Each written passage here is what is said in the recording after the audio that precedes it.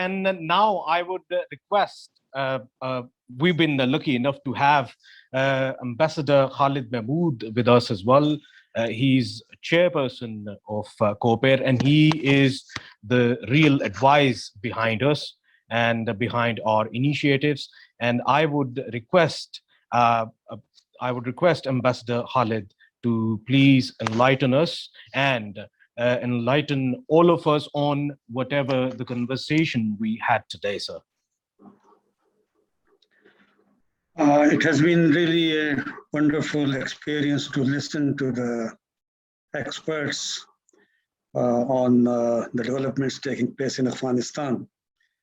And I would agree with most of what has been said. There are two aspects. One is the security aspect, other is the economic aspect. And in both these issues, Pakistan's vital interests are involved.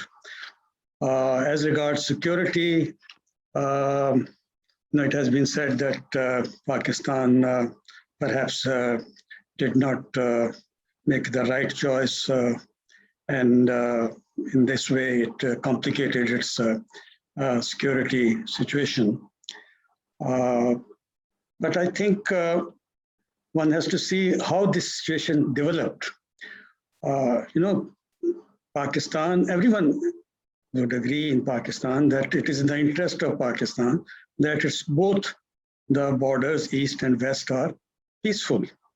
Now, in regard to the eastern border, unfortunately, following the withdrawal of the United States earlier, a situation developed where Pakistan did not have a friendly government in Kabul. And it provided an opportunity for India to use Afghan territory against Pakistan. Of course, there are some problems inside Pakistan, but here what we are talking is that some external inimical powers exploiting those situations. And not only that, Indian activity on the Afghan soil was, if not encouraged, at least tolerated by the Kabul government. And it also, the impression one gets is that even the United States did not take any firm action to rule out this possibility of abuse of Afghan territory against Pakistan. So Pakistan was left with no choice but to, develop a situation, its relationship with the various factions in Afghanistan to just safeguard its own security interests. Had Afghan soil not been allowed to be used by India against Pakistan, then we would not have had to, secure our interests there by developing relations with one faction or the other. But now the situation has changed, and now, as you have heard, that Pakistan government's policy is that we don't have any favorites, because we have come to the conclusion that it is ultimately for the Afghan people themselves to decide their future fate, and we would not be taking sides with either of the factions or the government in Kabul.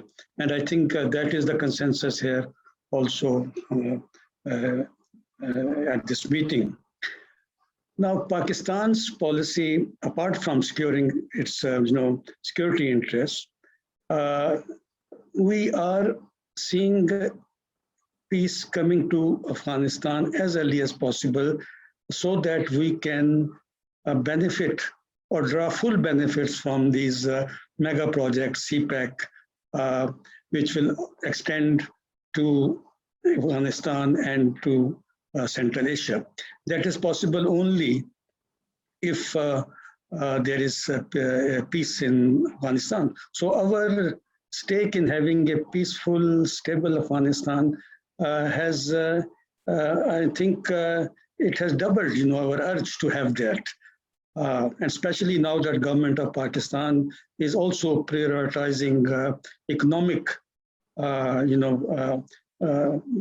policies over the security policies. And we are working with every stakeholder in Afghanistan just to achieve this objective of having a peaceful Afghanistan as early as possible.